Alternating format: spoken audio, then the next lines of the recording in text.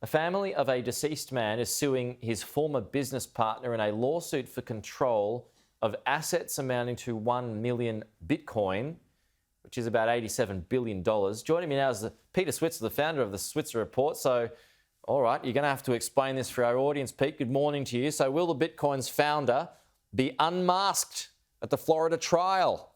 That's right. Look, it's been long believed that the creator of Bitcoin was someone called Satoshi Nakamoto. Now, we all knew it was a dodgy made-up name, a pseudonym, if you like. But apparently this Florida court case is going to hear that this Satoshi Nakamoto actually was a partnership. And one of the partners has died, and his family are suing for half the fortune of their relationship, of their business relationship. Half of 1 billion worth of Bitcoin, which is about $87 billion.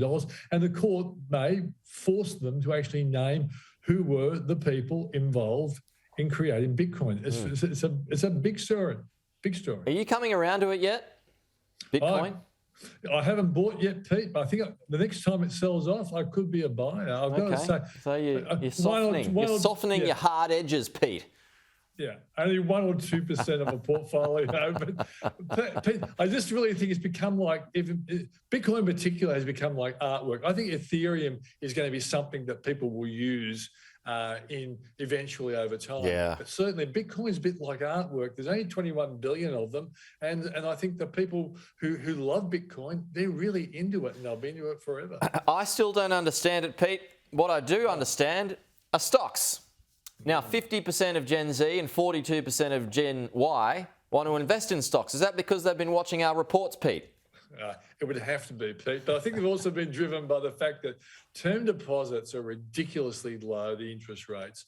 And I think young people see superannuation still as something so far off. If they want to try and build up a deposit to buy property, I think all generations like property. I think that they've been seduced into the stock market, particularly since the coronavirus crash, when the rebound was so big. I think people have been really attracted to the fact that you didn't have to be too smart to make money out of the stock market, because so many good quality companies were sold off.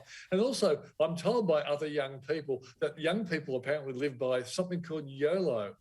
And that means that you only live once. Have a go. Yeah, have a go. Look, I don't mind it. A lot of people I speak to as well, they have a small amount of savings that are handy and they're keeping it for a rainy day. And so the idea is, well, if it's just sitting there, why not put it into some good, blue chips that aren't going to go down too much, and you can turn that small amount into something a little bit larger. Yeah, but see, Pete, you're Gen X, and Gen X people are really sensible. The concern for the industry is that I'll be quoted on that one day. But the industry believes that they are worried that a lot of young people are actually taking very unreliable advice. And there are websites, Pete, that really basically are doing a summary of what a stock might be able to do, and then actually you just click through, you go straight to a broker, and you can buy it. That kind of connection, the ability to buy a stock, has never been around before. And I think ASIC is a little bit worried about it as well. Okay, just finally, Pete, here, stocks have not sold off big time on high inflation in the US. Why is that? Because there is a belief by the majority that this inflation is going to be temporary, and the best I think indicator of that came from Jamie Dimon, the CEO of JP Morgan and Chase. And he actually said in a recent hookup phone call, there is not a business that we're connected to which is not working on fixing up their supply problems, which is driving the inflation. I think it'll probably take 6 months, but over the next 6 months, we'll see that inflation number come down. And it'll confirm that the stock market is wise in believing that the growth numbers of 2022 will be the key drivers, not the fear of inflation forcing up interest rates too early. That's my bet. Pete, good to chat. Talk to you soon. Cheers, mate.